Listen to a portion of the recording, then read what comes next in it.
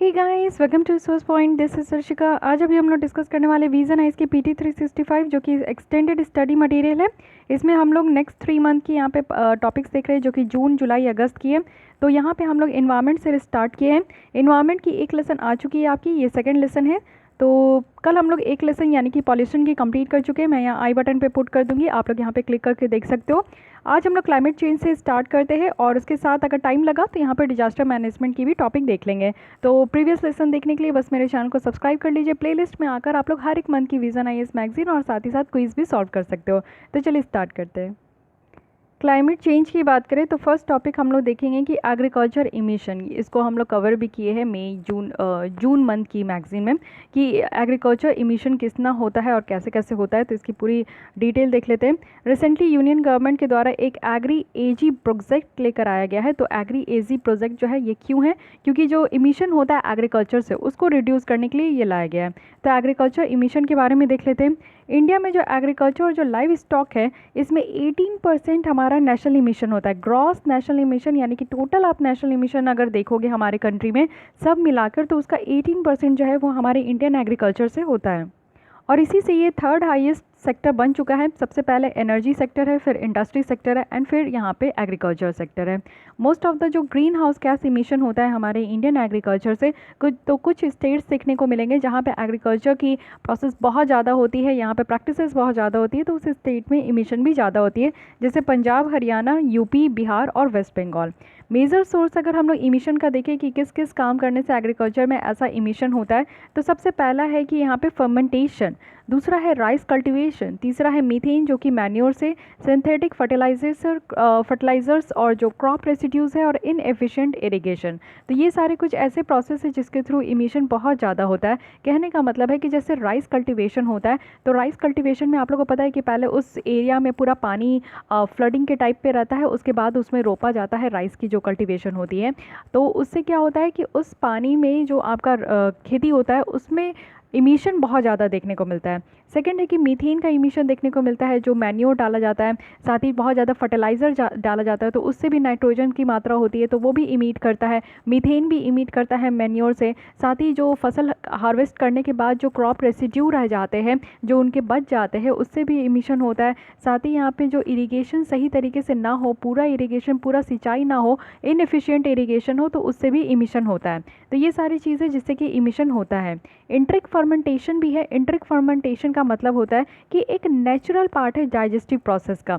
कुछ एनिमल्स में आप देखोगे जैसे कि कैटल हो गए, शिप हो गए, बकरी हो गए या फिर आपके बफेलो हो गए। तो ये सारे एनिमल्स में क्या होता है ना, जिनको हम लोग रूमिनेंट एनिमल्स कहते हैं, इनका कुछ नेचुरल डाइजेस्टिव प्रोसेस होता है और इससे भी एक इमिशन होता है जिसको कि हम लोग यहाँ पे इंट्रिक फर्मेंटेशन प्रोसेस कहते हैं। माइक्रोब्स अगर हम लोग डाइजेस्टिव ट्रैक में देखें या रूमेन में, तो यहाँ पे डिकम्पोज होता है, फूड्स को धीरे धीरे यहाँ पे टूटता है और जब फूड्स टूटता है यानी कि ब्रेक डाउन होता है, ये हमारे बॉडी में भी होता है, लेकिन इन रूमिनेंट एनिमल्स के अंदर जब इस तरीके का फूड ब्रेक डाउन होता है तो उनसे एक बाई प्रोडक्ट रिलीज होता है जिसको कि मीथेन कहते हैं। तो इंट्रिक फर्मेंटेशन से भी जो है मीथेन रिलीज होता है। फाइन। अब यहाँ पे आपका थोड़ा ब्लर है, लेकिन यहाँ पे सबसे ज़्यादा जो इमिशन होता है वो राइस के कल्टीवेशन से होता है, ये पता होना चाहिए। उसके बाद लाइव स्टॉक प्रोडक्ट से होता है, तो ये दो ज़रूर आपको पता होना चाहिए। अब आते हैं ग्लोबल मीथेन इनिशिएटिव लाया गया है, तो इसके बारे में देख लीजिए।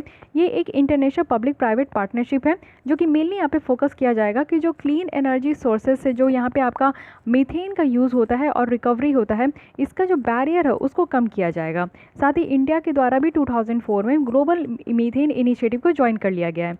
Clearing methane using hydroxyl radicals, तो ये बहुत बड़ी बात है और इससे क्वेश्चन भी पूछा जा चुका है प्रीवियस ईयर में कि हाइड्रोक्सिल जो रेडिकल्स है इससे क्या करते हैं कि मीथेन को क्लियर करते हैं।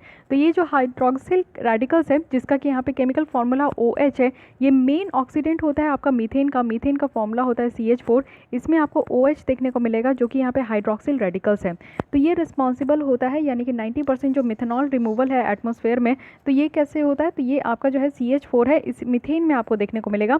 तो ये मेन ऑक्सीडेंट कौन सा होता है, हाइड्रोक्सिल रेडिकल होता है जो कि यहाँ पे बहुत ज़्यादा आपका रिमूव होता है।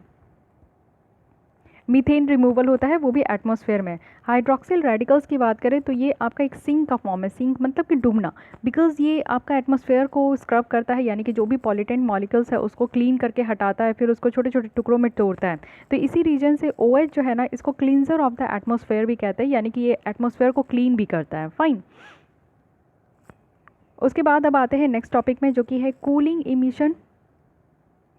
Cooling emission and policy synthesis report. तो ये एक रिपोर्ट है, और ये रिपोर्ट जो आपका रिलीज़ किया गया है United Nation Environment Programme UNEP और IEA इंटरनेशनल एनर्जी एजेंसी के द्वारा इसको रिपोर्ट को रिलीज़ किया गया है। इसमें बात क्या रखा गया, ये हम लोग रिपोर्ट की बारे में बाद में देखेंगे। पहले देखिए कि phase out of ozone depleting substance, यानी कि जो ओजोन लेयर है जो हमारे स्ट्रेटोस्फेरिक लेयर में देखने को मिलता है, तो ओजोन काफ़ी इंपॉर्टेंट होता है, क्योंकि सन से जो अल्ट्रावायलेट रेज निकलता है वो हमारे अर्थ तक नहीं पहुंचता है। उसको क्या किया जाता है कि यहाँ पे छन के, यानी कि ओजोन जो है एक छन्नी जैसा काम करता है, तो वो छन के जो है अच्छे रेज हमारे अर्थ तक पहुंचते हैं। तो ये ओजोन जो है डिप्लीट हो रहा है, कुछ ऐसे सबस्टांस और कुछ ऐसे केमिकल्स जो है रिलीज़ होते हैं हमारे द्वारा कुछ यूज़ किए गए गैजेट से या फिर कुछ थिंग से, जिसके कारण जो है ओजोन की जो यहाँ पे ओजोन जो है वो डिप्लीट हो रहा है। कहने का मतलब है ओजोन में होल हो रहा है। तो ये किस तरीके के यहाँ पे केमिकल्स के द्वारा हो रहा है, तो सबसे पहला है कि क्लोरोफ्लोरोकार्बन, जो कि यहाँ पे मॉन्ट्रियल प्रोटोकॉल के अंदर ये बातें रखी गई थी कि क्लोरोफ्लोरोकार्बन इसको फेज आउट करना है, जिससे क्या होता है कि यहाँ पे आप लोग देखो कि ओजोन डिप्लीटिंग सबस्टांस है, इससे ओजोन में जो होल है ना वो बढ़ते जाता है।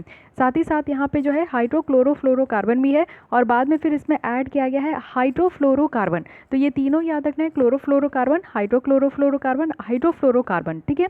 वहीं अगर हम लोग हाइड्रोफ्लोरोकार्बन की बात करें तो ये स्ट्रेटोस्फेरिक ओजोन को डिप्लीट तो नहीं करता है, लेकिन ये रिप्लेसमेंट है, यानी कि जितना भी यहाँ पे पावरफुल गैसेस है, ग्रीन हाउस गैसेस है ना, उसका ये रिप्लेसमेंट देखने को मिलेगा। तो इसको कहते हैं फेज आउट। और जो फेज आउट करना है यहाँ पे ओजोन डिप्लीटिंग सबस्टांस को, ये किस प्रोटोकॉल के अंदर लाया गया, तो ये है मॉन्ट्रियल प्रोटोकॉल।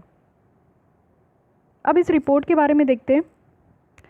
तो यहाँ पे अगर इसके असेसमेंट के देखें, जो भी डेवलपमेंट और क्लाइमेट बेनिफिट देखने को मिल रहा है, यानी कि जो हम लोग को इन्वायरमेंट कूलिंग बनाना है उसके लिए, तो यहाँ पे कुछ एक्शंस लिया जा रहा है, यानी कि डिफरेंट एफिशिएंट और क्लाइमेट फ्रेंडली कूलिंग के लिए यहाँ पे कुछ एक्शंस लिया जा रहा है। तो इस रिपोर्ट में क्या क्या फाइंडिंग निकला है ये देख लेते हैं। यहाँ पे ये बताया जा रहा है कि जो कूलिंग का डिमांड है ना वो बहुत ज़्यादा बढ़ गया है, जिसके कारण हाइड्रोफ्लोरोकार्बन और जो कार्बन डाइऑक्साइड और साथ ही साथ जो ब्लैक कार्बन है उसकी रिलीज़ बहुत ज़्यादा हो रही है, इमिशन बहुत ज़्यादा हो रही है, क्योंकि गर्मी इतना ज़्यादा पड़ रहा है। तो लोगों को जो है फ्रीज भी चाहिए ठंडे पानी पीने के लिए, एयर कंडीशनर भी चाहिए ठंडे हवा के लिए। तो आप लोग देखते हो कि हर जगह जो है एसी ही है, चाहे वो आपके व्हीकल्स में हो, चाहे रूम में हो, चाहे ऑफिस में हो, हर जगह आपको एसी देखने को मिला है, चाहे होटल्स वगैरह में हो।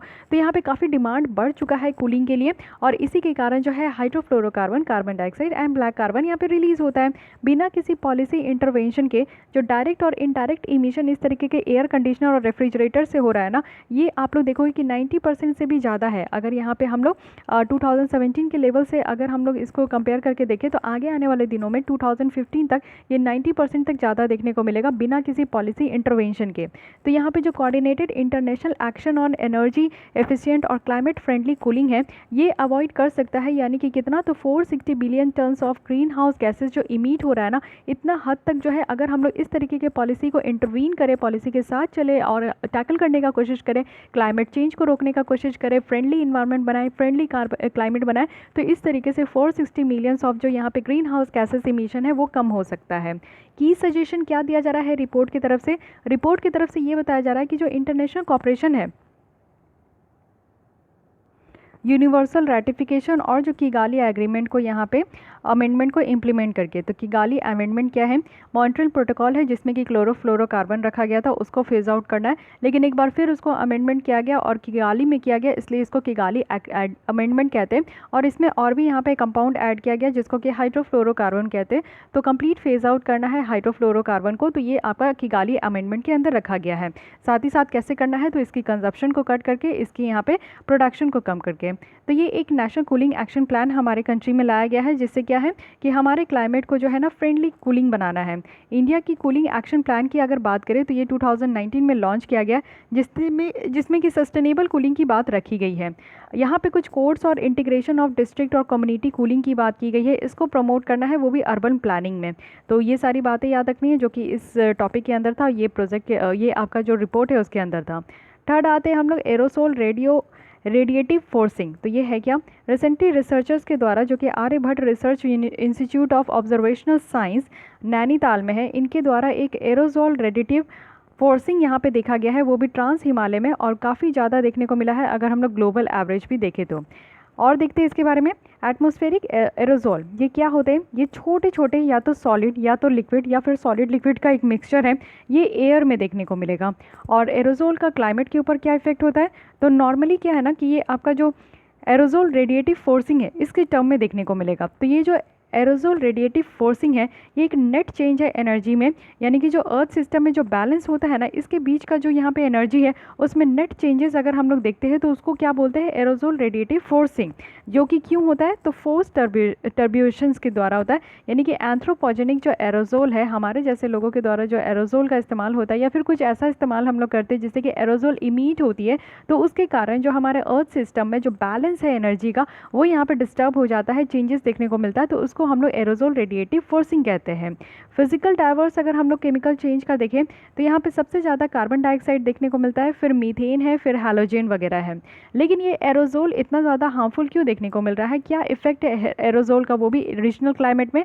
तो सबसे पहले क्या होता है कि एटमॉस्फेरिक जो कूलिंग और हीटिंग पैटर्न है एरोजोल में अगर आप देखोगे कि इसमें एब्जॉर्ब होता है, साथ ही जो इनकमिंग सोलर रेडिएशन है ना इसके कारण जो है ना अनइवन एटमॉस्फेरिक हीटिंग और सरफेस कूलिंग पैटर्न देखने को मिलता है। अगर हमारे एटमॉस्फेयर में एरोजोल होता है तो इससे क्या होता है कि जो सन से हमारे यहाँ पे जो रेडिएशन आते हैं तो रेडिएशन कभी कभी बहुत ज़्यादा एब्जॉर्ब कर लिया जाता है और कभी कभी नहीं एब्जॉर्ब कर लिया जाता।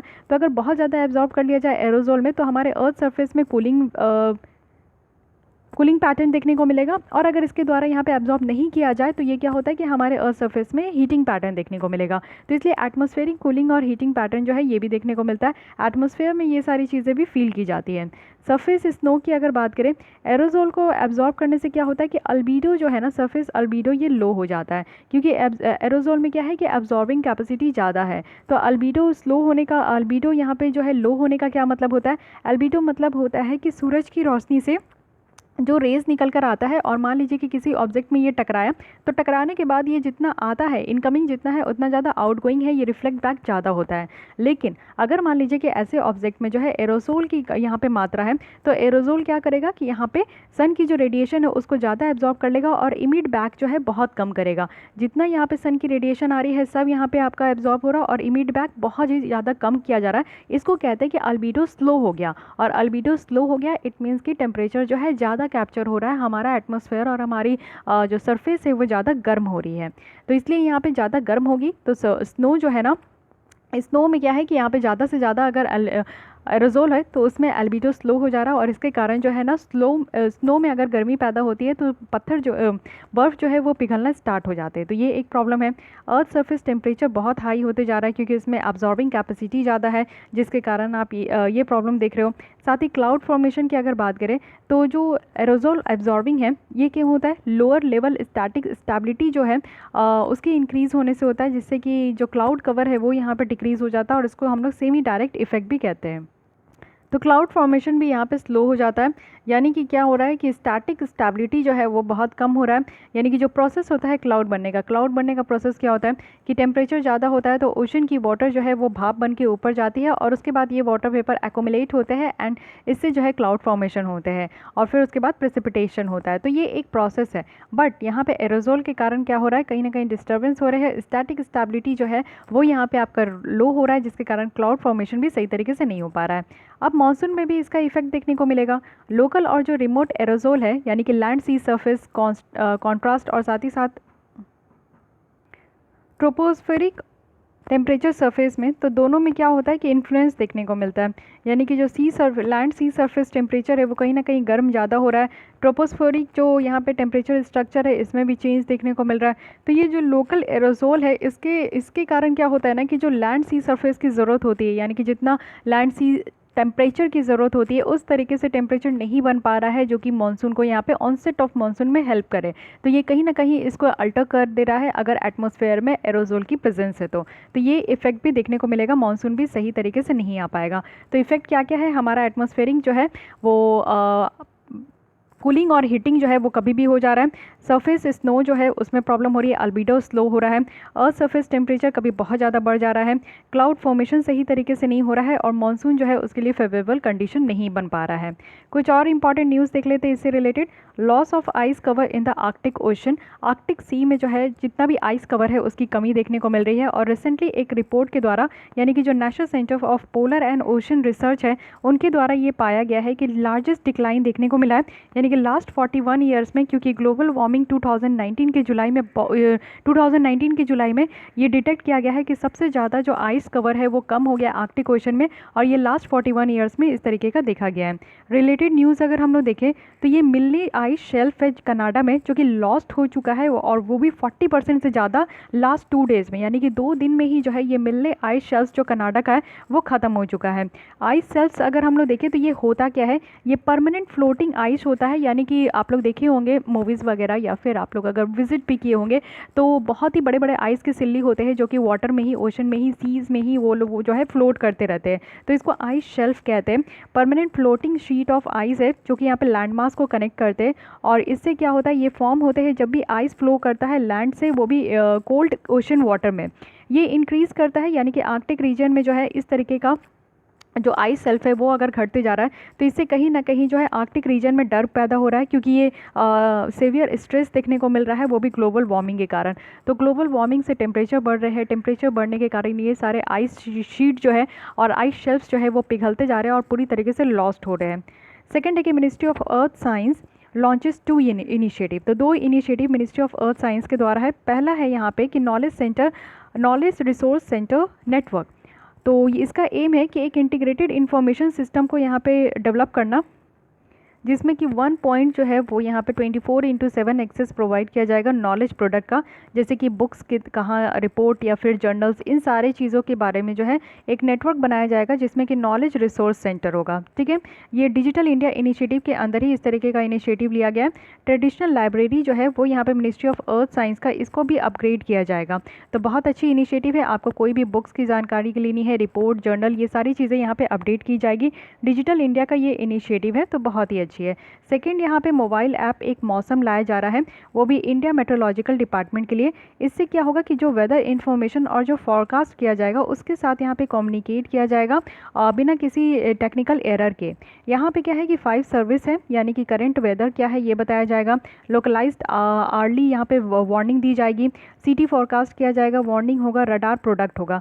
तो ये सारी चीज़ें जो है इस मौसम ऐप में देखने को मिलेगा। तो डायरेक्टली आपसे ये पूछा जा सकता है कि ये जो मौसम ऐप है ये कौन सी मिनिस्ट्री के अंदर आया, तो ministry of earth science. Second है कि यहाँ पे ये किसके लिए है, तो इंडिया मेट्रोलॉजिकल डिपार्टमेंट के लिए। और थर्ड है कि इसमें क्या क्या आपका फंक्शन होगा, तो यहाँ पे आपको जो है इन्फॉर्मेशन दिया जाएगा, वेदर इन्फॉर्मेशन, वेदर फॉरकास्ट किया जाएगा, अर्ली वार्निंग सिस्टम होगी, सिटी फॉरकास्ट किया जाएगा।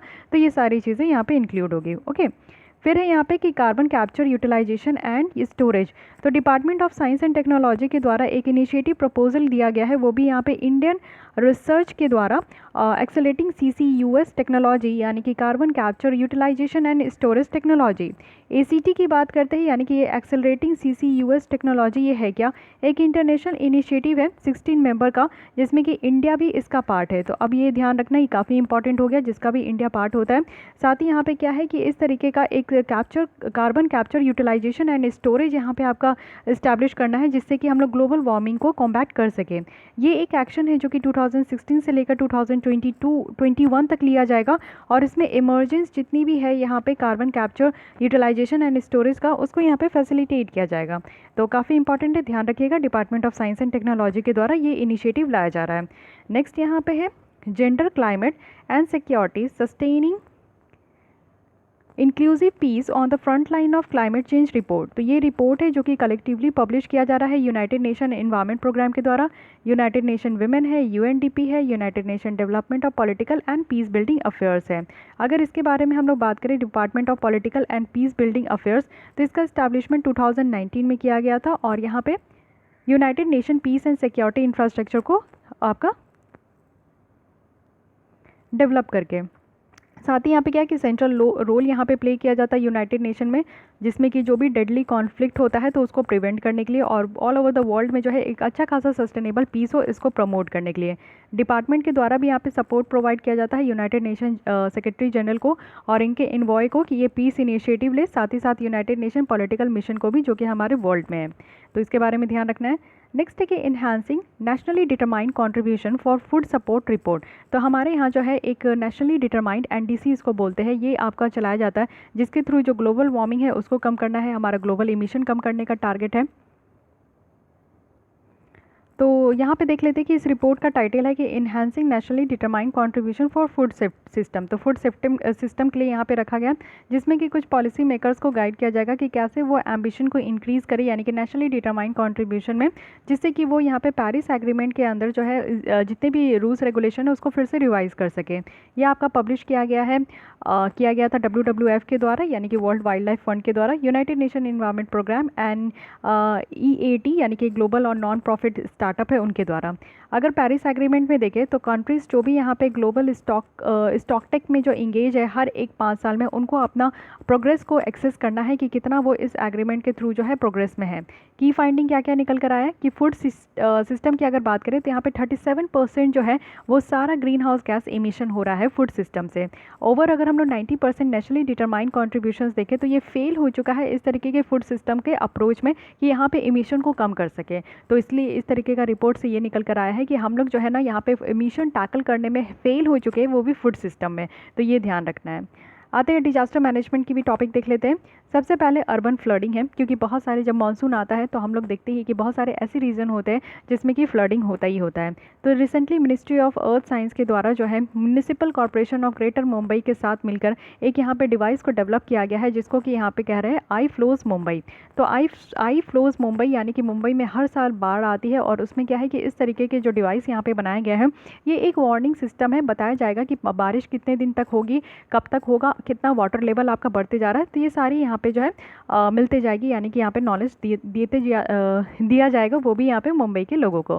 फॉरकास्ट वार्निंग जो भी यहाँ पे मेजर नेचुरल हैजार्ड से ये रिलेटेड है, तो यहाँ पे क्या प्रोवाइड किया जाता है, किनके द्वारा प्रोवाइड किया जाता है, तो इंडियन मेट्रोलॉजिकल जो डिपार्टमेंट है उनके द्वारा साइक्लोन के लिए फोरकास्ट किया जाता है और वार्निंग दी जाती है heavy rainfall, flood, deficiency in rainfall और अर्थक्वेक के बारे में। तो ये कुछ ऐसे मेजर डिजास्टर है जिनके बारे में हमारे जो इंडिया मेट्रोलॉजिकल डिपार्टमेंट है उनके द्वारा बताया जाता है। हमारे इंडिया जो national Centre for ocean information service है, इनके द्वारा बताया जाता है कि ओशन में सुनामी कब आ रहे हैं। Central water commission of ministry of जल शक्ति के द्वारा फ्लड के बारे में बताया जाता है। जियोलॉजिकल सर्वे ऑफ इंडिया के द्वारा जो है लैंडस्लाइड के बारे में बताया जाता है। नेशनल कमीशन फॉर सिस्मोलॉजी की बात करें तो ये अर्थक्वेक के बारे में बताते हैं। डिफेंस रिसर्च DRDO की अगर हम लोग बात करें तो ये स्नो और एवलांचेस के बारे में बताते हैं। तो काफ़ी अच्छी ये इन्फॉर्मेशन है, ये टेबल बहुत इंपॉर्टेंट है, इसको बार बार देखते रहिएगा तो ध्यान आते रहेगा कि हमारे यहाँ जो डिफरेंट डिजास्टर्स आते रहते हैं तो उनके लिए डिफरेंट बॉडी बनी गई है, और उस बॉडी के द्वारा जो है वार्निंग दिया जाता है और इसके बारे में इन्फॉर्मेशन दी जाती है कि अगर हमारे कंट्री में अर्थक्वेक आ रहा है या फिर सुनामी आ रही है, फ्लड आ रहा है, लैंडस्लाइड होने वाला है, एवलांचेस है, तो उनके बारे में ये सारे बॉडी जो है वो बताते हैं।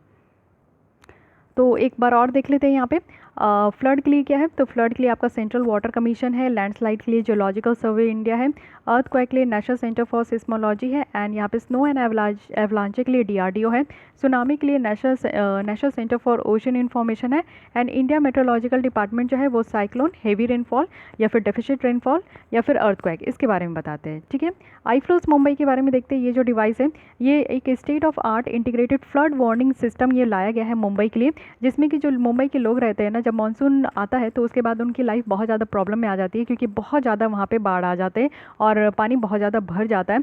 तो ये इम्पॉसिबल होता है कि फ्लड कितना ज़्यादा बढ़ रहा है, कितने दिनों तक रहेगा और कब तक बारिश होगी, ये सारी चीज़ें नहीं पता चलती है। बट इस आई फ्लोज जो सिस्टम लाया गया है वार्निंग सिस्टम, इससे ये सारी चीज़ें पता चल पाएगी। अर्ली वार्निंग यहाँ पे फ्लडिंग को दे दिया जाएगा, फ्लडिंग के बारे में दे दिया जाएगा, और हाई रेनफॉल इवेंट कब से कब तक होने वाला है, कोई साइक्लोन आने वाला है, तो ये सारी चीज़ें भी इससे पता चल पाएगा। और अलर्ट दिया जाएगा, यानी कि रेनफॉल इन्फॉर्मेशन डिटेल में दिया जाएगा कि किस एरिया में कितना ज़्यादा पानी आएगा, टाइड लेवल कितना रहेगा, स्टॉर्म अगर होगा कि नहीं होगा, तूफान आएंगे कि नहीं, ये सारी चीज़ें यहाँ पे बताया जाएगा। इसको जो बनाया गया है ये यहाँ पे 7 मॉड्यूल है। डेटा एसिमिलेशन के लिए फ्लड, इनंडिएशंस, वल्नरेबिलिटी, रिस्क, और डिसिमिनेशन मॉड्यूल और GIS बेस्ड जो यहाँ पे डिसीजन सपोर्ट सिस्टम है, इन सब के द्वारा और इन सबको यहाँ पे कंप्राइज किया गया है। यानी कि यहाँ पे डेटा भी इंक्लूड किया जाएगा, साथ ही साथ कितना वल्नरेबिलिटी है, किस एरिया में कितना ज़्यादा हाई रिस्क है उसको देखा जाएगा, कौन कौन लोग इससे ज़्यादा चपेट में आएंगे उनको बचाने का प्रयास किया जाएगा, क्या क्या यहाँ पे जो है किस तरीके से एक्शन लेना है, ये सारी चीज़ें यहाँ पे देखा जाएगा। इस सिस्टम में क्या है कि वेदर मॉडल्स है, यानी कि National Centre for Medium Range Weather Forecasting और इंडिया मेट्रोलॉजिकल डिपार्टमेंट के द्वारा यहाँ पे वेदर मॉडल है, वेदर फॉरकास्ट किया जाएगा। फील्ड डेटा भी है, यानी कि कितना यहाँ पे रेनफॉल है, कितना बारिश हुआ है, कितना ज़्यादा पानी भरा है, ये सारी चीज़ों के बारे में पता चलेगा। थीमेटिक लेयर भी है, यानी कि लैंड यूज़, इंफ्रास्ट्रक्चर, इन सारी चीज़ों के बारे में भी बताया जाएगा।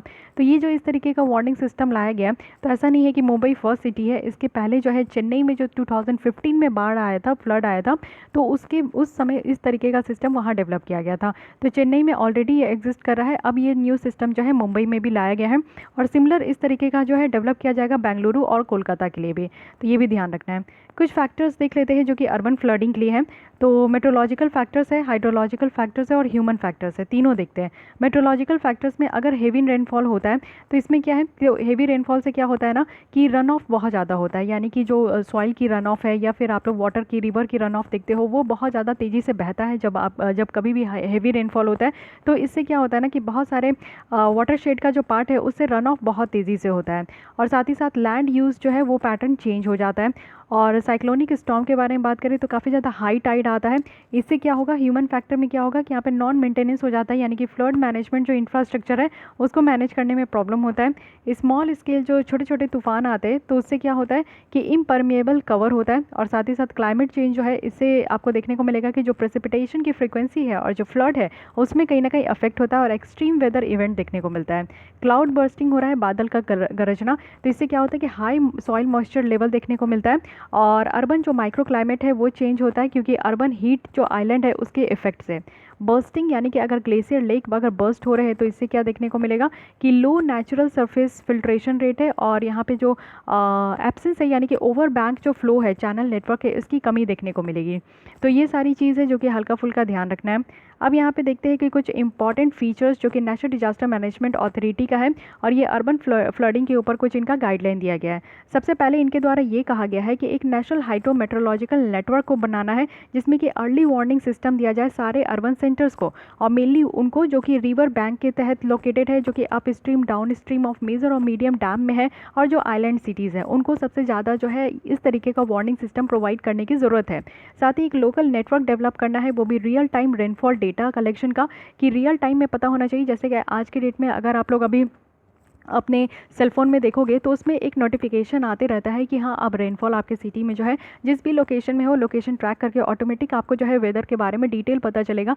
नेक्स्ट 2-3 डेज़ का भी, इवन 1 वीक का भी पता चल जाता है कि किस दिन कैसी रेनफॉल होगी, कैसी सूरज रहेगी, कैसी क्लाइमेट रहेगी और कैसी वेदर रहेगी, तो ये आपको पता चल जाएगा। ठीक है, वेदर क्या होता है कि डे टू डे का जो आपका हिसाब किताब है कि अच्छा आज का वेदर कैसा है तो आज थोड़ी रेनी वेदर है, आज का वेदर कैसा है तो आज थोड़ी सनी वेदर है। तो ये डे टू डे जो आप लोग देखते हो ना कि हाँ बाहर का मौसम कैसा है उसको हम लोग वेदर कहते हैं। लेकिन अगर इकट्ठे अगर आप 3-4 साल की देखोगे, 10 साल की देखोगे, कहीं घूमने जाते हो तो वहाँ की आप वेदर के बारे में नहीं पता करते हो, वहाँ के क्लाइमेट के बारे में पता करते हो।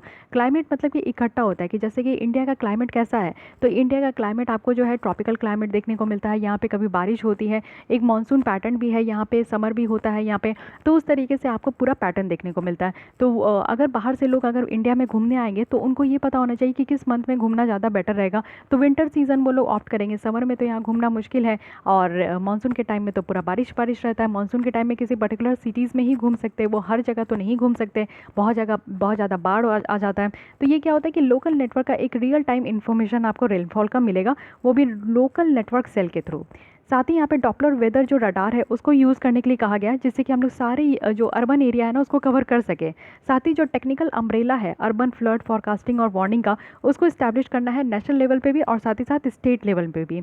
एग्जिस्टिंग स्टॉर्म जो वाटर ड्रेनेज सिस्टम है उसको इन्वेंट करना है और इन्वेंट्री इसकी जो है उसको आपका प्रिपेयर्ड भी करना है। कैचमेंट यानी कि यहाँ पे जो प्लानिंग और जो डिज़ाइनिंग है, जैसे कि आपका जो वाटर ड्रेनेज सिस्टम है उसको बेटर तरीके से प्लान करना है और डिज़ाइन करना है। अर्बन फ्लडिंग की बात करें तो यहाँ पे एक अलग से इसको डिजास्टर माना जाता है और जो रिवराइन फ्लड है ना उसको इससे डीलिंक किया जाता है, जिससे कि आप देखोगे कि यहाँ पे जो रूरल एरिया है वो बहुत ज़्यादा अफेक्ट होते हैं। वहीं अगर हम लोग बात करें तो एक अच्छा खासा ड्रेनेज सिस्टम होना चाहिए और फ्लड हैज़ार्ड जो असेसमेंट है वो भी यहाँ पे करना चाहिए प्रोजेक्ट फ्यूचर सिनेरियो के बेसिस पे। कुछ रिलेटेड न्यूज़ भी देख लेते हैं। सेंटर के द्वारा यहाँ पे किया गया है स्टेट को कि वो अपने खुद के कानून लाए जिससे कि जो यहाँ पे फ्लड डैमेजेस है उसको रोका जा सके। जब फ्लड आता है तो उससे इंफ्रास्ट्रक्चर सबसे ज़्यादा डैमेज होती है। अगर किसी के घर में इस तरीके का पानी घुस जाता है तो बहुत सारे ऐसे लोग हैं जिनका कि पूरा पब्लिक और प्राइवेट प्रॉपर्टी उनका लॉस ही हो जाता है। मतलब आप लोग सोचिए कि इतने सारे लोग झुग्गी झोपड़ियों में रहते हैं, तो अगर फ्लड आ जाए तो उनका तो पूरा घर ही बर्बाद हो जाता है। वो थोड़ा बहुत पैसे जो सेव करके रखते हैं वो सब पानी में बह जाता है, तो बहुत ह्यूज लॉस होता है। तो ये सेंटर के द्वारा स्टेट को कहा गया है कि 28 स्टेट हमारे यहाँ, तो 28 स्टेट में तो बाढ़ नहीं आते, लेकिन जिस जिस स्टेट में बाढ़ आते हैं वो अपने हिसाब से कानून बनाए और इस तरीके के बाढ़ को वो टैकल करें। सेंटर के द्वारा यहाँ पे कहा गया कि एक कानून बनाइए जैसे कि model flood plan zoning bill 1975 का था, उसी के तहत इस तरीके का कानून बनाना चाहिए। साथ ही साथ यहाँ पे जो फ्लड प्लेन है और जो रिवर बेड को प्रोटेक्ट करना है इसको भी यहाँ पे देखना है। साथ ही यहाँ पे 1975 में सेंट्रल वाटर कमीशन के द्वारा एक model flood plain zoning bill को ड्राफ्ट किया गया था और इसमें कुछ स्टेट और यूटीज़ को रखा गया था। सिर्फ मणिपुर, राजस्थान और उत्तराखंड है जो कि इस तरीके के कानून को अभी तक अपने स्टेट में जो है इम्प्लीमेंट किए थे। तो ये बहुत बड़ी बात है कि लोग स्टेट जो है इसको इम्प्लीमेंट ही नहीं करते। साथ ही यहाँ पे जो काजीरंगा इकोसिस्टम यानी कि काजीरंगा में जो फ्लड देखने को ही मिला, इस बार काफ़ी ज़्यादा आसाम में फ्लड आ चुका था जिसके कारण काजीरंगा में बहुत सारे ऐसे स्पीसीज़ थे जो कि रोड पे आ रहे थे, किसी तरह अपना जान बचा के भाग रहे थे। काजीरंगा आप लोग देखोगे बहुत ज़्यादा बुरा सिचुएशन हो गया था। इंटायर एरिया ऑफ काजीरंगा जिसमें कि एलुवियल डिपॉजिट है वो भी ब्रह्मपुत्र से होता है और उसके ट्रिब्यूटरी से होता है। साथ ही रीजनरेटिव नेचर ऑफ फ्लड है जिससे कि जो काजीरंगा वाटर ब्लडी है वाटर बॉडीज़ है वो यहाँ पे आपका जो है रिप्लेनिश हो सके और जो लैंडस्केप है वापस से वो यहाँ पे मेंटेन हो सके। मिक्स है यहाँ पे वेटलैंड भी है, ग्रासलैंड भी है, सेमी एवरग्रीन आपका डिसीडियस फॉरेस्ट भी है। साथ ही अगर बात करें तो यहाँ पे जो अनवांटेड प्लांट है इससे भी यहाँ पे काफ़ी हेल्प मिलेगा कि वो यहाँ से मतलब कि हट जाएंगे। फ्लड जो है एक नेचुरल सिलेक्शन है यानी कि सर्वाइव करने का एक नेचुरल सिलेक्शंस भी यहाँ इसका तरीका भी बोला जाता है।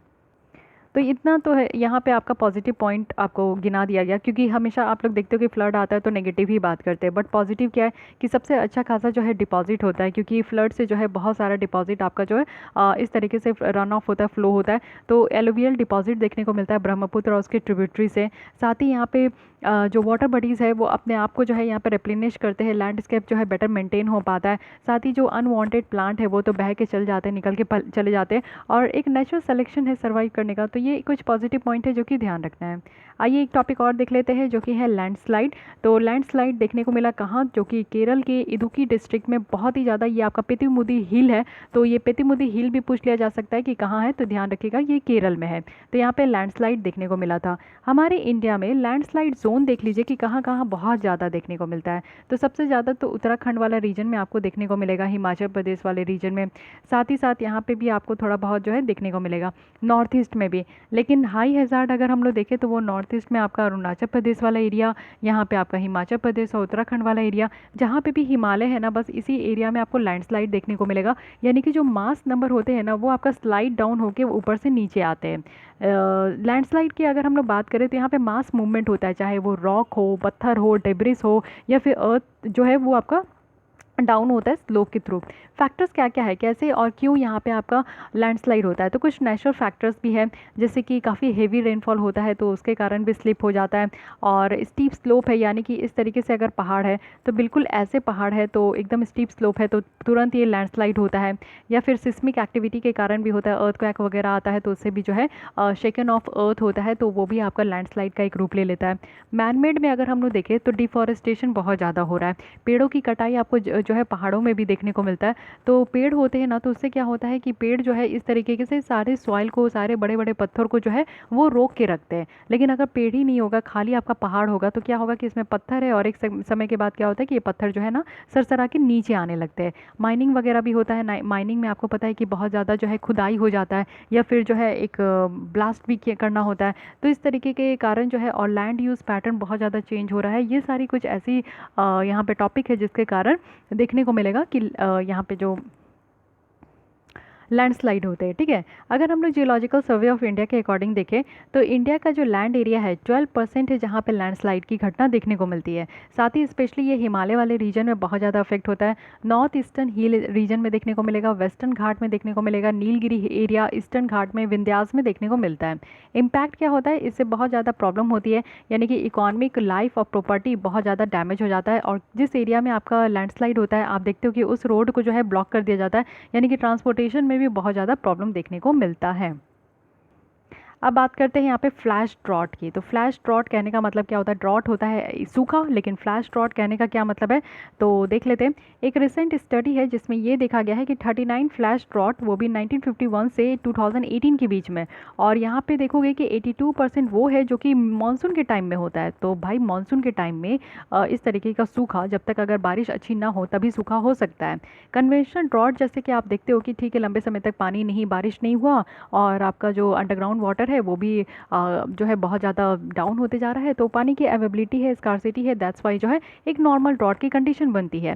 But what is flash drought? Flash drought यहाँ पे आप देखोगे कि रैपिड इंटेंसिफिकेशन, यानी कि हाई इवापोरेशन के कारण, हाई इवापो ट्रांसपीरेशन के कारण जो है ना इसकी रेट बहुत ज़्यादा हो जाती है, यानी कि इवापोरेट बहुत ज़्यादा होता है। तो एक रैपिड, बहुत तेज़ी से बहुत ज़्यादा इवापोरेट हो जाए तो उस समय जो है पूरा ड्राई हो जाता है और ड्रॉट की कंडीशन आती है। क्योंकि एब नॉर्मल हाई टेम्परेचर आप कभी कभी फील करते होंगे समर टाइम में कि बहुत ज़्यादा टेम्परेचर बढ़ जाता है, 45 से भी अबव चला जाता है और गर्म हवा भी बहने लगती है, incoming high incoming solar radiation होता है, सूरज की रोशनी जो है वो चुभती है, इस तरीके का आप फील करते होंगे। तो उस सिचुएशन में जो है ना एक बहुत तेज़ी से जो चेंजेस देखने को मिलता है, बहुत तेज़ी से जो ड्रॉट का कंडीशन अकर होता है उसको हम लोग फ्लैश ड्रॉट कहते हैं।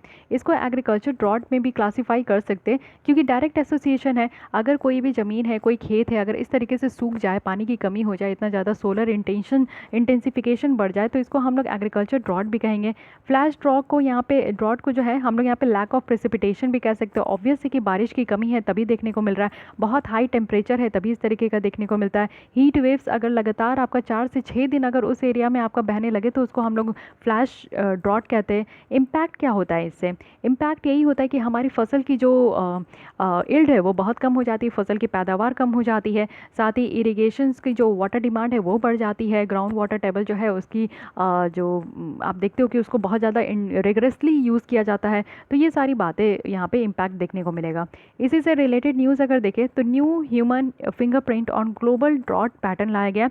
इस न्यू स्टडी के तहत क्या है कि human caused climate changes has intensified pattern of extreme rainfall and drought, यानी कि कहा जा रहा है कि हम जैसे ह्यूमन बीइंग के कारण जो है ऐसा काम किया जा रहा है जिसके कारण ये जो आपका पैटर्न है वो एक्सट्रीम यहाँ पे होते जा रहा है, यानी कि रेनफॉल है, बारिश हो रही है तो हो ही रही है, सूखा है तो सूखा ही चलते जा रहा है।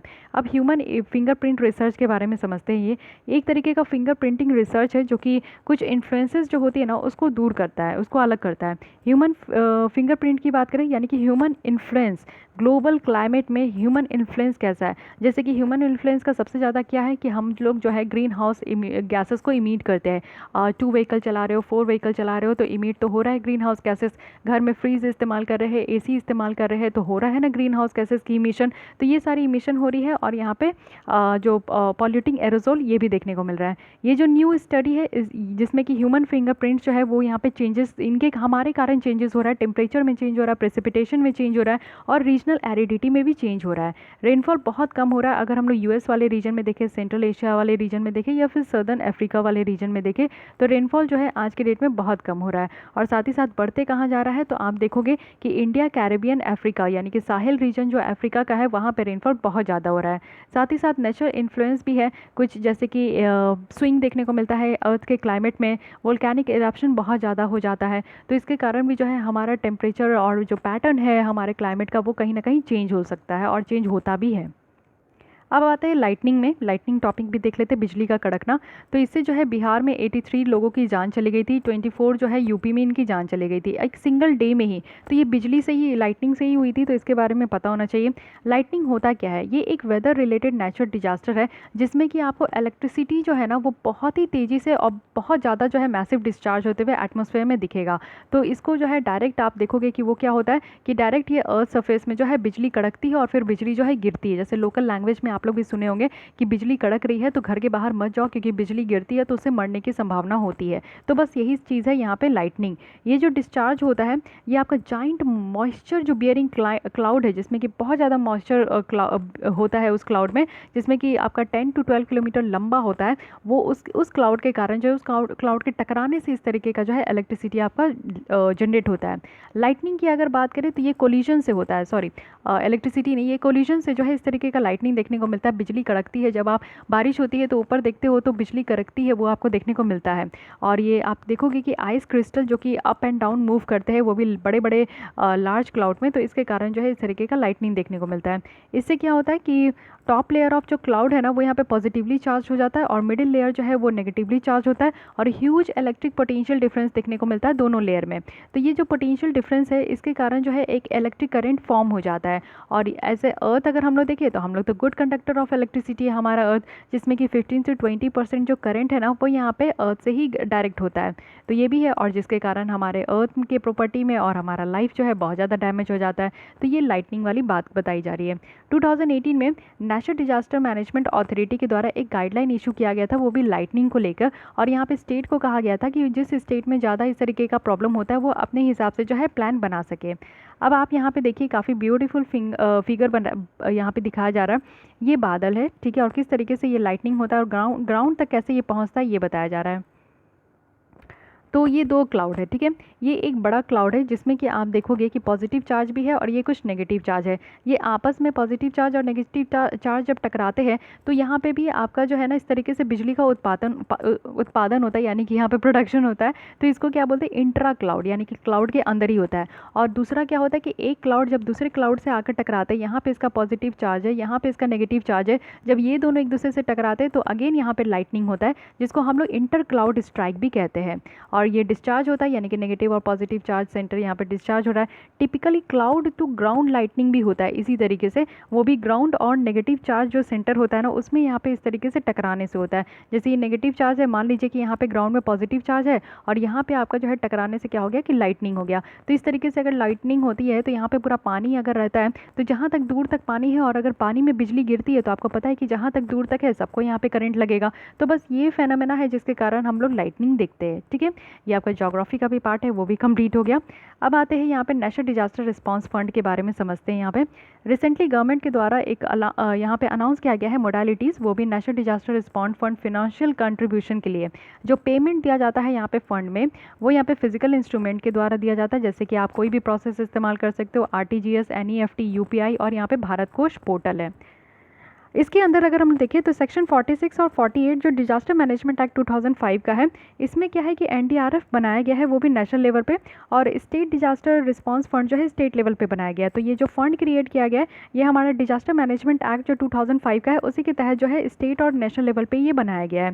साथ ही साथ इससे क्या होगा कि जो डिजास्टर के टाइम में जो जितने सारे लोग फंस जाते हैं, उनको परेशानी होती है, उनका घर बर्बाद हो जाता है, उनके पास कोई सेविंग नहीं बचता, तो उन लोगों को यहाँ पे जो है रिलीफ प्रोवाइड करना है। इस तरीके का जो नेशनल डिजास्टर ये आपका रिस्पांस फंड जो बनाया गया है ये आपका सप्लीमेंट है SDRF का। SDRF आपका कहाँ होगा, स्टेट में होगा, NDRF आपका नेशनल लेवल पे होगा। 2018 में सेंट्रल गवर्नमेंट के द्वारा इसकी कंट्रीब्यूशन को बढ़ा दिया गया था, यानी कि 90% यहाँ पे बढ़ा दिया गया था, और सारे यहाँ पे स्टेट के द्वारा जो है 10% यहाँ पे SDRF में दिया जाएगा। तो कंट्रीब्यूशन भी इसका याद रखना है। साथ ही डिजास्टर कौन कौन सा इसके अंदर कवर किया गया है, तो अगर साइक्लोन आता है, ड्रॉट आता है, अर्थक्वेक है, fire, flood, tsunami, hailstorm, landslide, एवलांचे, cloud burst, paste attack, Frost और कोल्ड वेव, सब सारी चीज़ें हैं जो कि हमारे कंट्री में प्रॉब्लम देखने को मिलता है। स्टेट गवर्नमेंट के द्वारा जो है यहाँ पे 10% जो फंड है लोकल डिजास्टर के लिए भी वो यूज़ कर सकते हैं, और ये जो है आपका नोटिफाइड लिस्ट में इंक्लूड भी नहीं है। तो लोकल डिजास्टर्स कहीं कहीं पे देखने को मिलता है ना, यानी कि इस तरीके का जो लाइटनिंग हुआ, ये लाइटनिंग कहाँ हो गया, बिहार और यूपी का लोकल डिजास्टर हो गया, तो वो इसका जो है 10% इस्तेमाल कर सकते हैं SDRF से। NDRF फंड की बात करें तो यहाँ पे फूड और एकोमोडेशन प्रोवाइड करने के लिए भी इसको यूज़ किया जाता है, जितने भी माइग्रेंट वर्कर हैं। तो अभी जो आप लोग देखे थे कि माइग्रेंट लेबर जो है अपने देश लौट गए थे, और सबसे ज़्यादा आपको यूपी बिहार में ही देखने को मिला, तो इससे भी क्या हो गया कि NDRF फंड को यहाँ पे यूज़ किया गया, ना कि आपका SDRF फंड को। तो ये ध्यान रखना है कि NDRF फंड किस किस कैटेगरी में यूज़ किया जाता है और SDRF फंड किस किस कैटेगरी में डिजास्टर में यूज़ किया जाता है, तो ये भी क्वेश्चन बन सकता है आपका। तो कोरोना वायरस में जो यहाँ पे माइग्रेंट वर्कर को जो फूड और एकोमोडेशन फ्री में दिया जा रहा था वो एनडीआरएफ फंड से दिया जा रहा था। सेंटर के द्वारा रिसेंटली यहाँ पे सेलिंग रिवाइज किया गया है, यानी कि 25 to 30% यहाँ पे दे दिया गया है कोविड-19 पेंडेमिक को देखते हुए। होम मिनिस्ट्री जो है वो यहाँ पे डिसाइड करते कि कोविड-19 को एज ए नोटिफाइड डिजास्टर जो है वो ट्रीट करना है कि नहीं करना है, और साथ ही साथ जो यहाँ पे असिस्टेंस प्रोवाइड करना है एसडीआरएफ के तहत, तो यहाँ पे होम मिनिस्टर इस चीज़ को यहाँ पे डिसाइड करते हैं। तो ये भी ध्यान रखना है आपको कि यहाँ पे कंट्रोल जो है ना वो अधिकतर सेंटर का देखने को मिल रहा है, लेकिन हाँ यहाँ पे स्टेट डिजास्टर रिस्पांस फंड बनाया गया है, जिसमें कि अगर किसी स्टेट में आपका इस तरीके का कोई लोकल भी अगर डिजास्टर आता है तो उसको भी टैकल कर सकते हैं, 10% इसका यूज़ कर सकते हैं। यहीं पे आपका निकल कर आया है नेशनल एग्जीक्यूटिव कमेटी। तो ये कमेटी है जो कि डिजास्टर मैनेजमेंट एक्ट के तहत बनाया गया है कि वो यहाँ पे जो है डिजास्टर मैनेजमेंट के टाइम में कोऑर्डिनेट करे और मॉनिटरिंग बॉडी है। इसको यूनियन होम सेक्रेटरी ही देखते हैं। साथ ही साथ यहाँ पे आप देखोगे कि other institutional disaster management measures भी है, जैसे सुभाष चंद्र बोस आपदा प्रबंधन पुरस्कार है। ये एक एनुअल अवार्ड है जो कि उन लोगों को दिया जाता है, या तो इंडिविजुअल या तो इंस्टीट्यूशन को, जो कि बहुत अच्छा काम करते हैं डिजास्टर मैनेज करने में।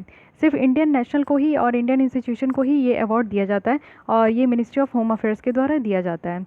वर्क प्लेस रेडीनेस इंडिकेटर की बात करें तो ये एक ऑनलाइन असेसमेंट टूल है जो कि इंडियन इंस्टीट्यूट ऑफ साइंस के द्वारा इसको डेवलप किया गया है। और इसमें क्या है ना कि इसमें प्लान किया जाता है, और साथ ही साथ जो पेंडेमिक स्पेसिफिक पॉलिसीज़ है उसको इस्टेब्लिश किया जाता है, उसके प्रोसीजर को, और जो भी नेसेसरी यहाँ पे मैनेजमेंट प्रैक्टिसेस करनी है उसके लिए ये प्लान बनाने में हेल्प किए थे वर्क प्लेस रेडीनेस इंडिकेटर।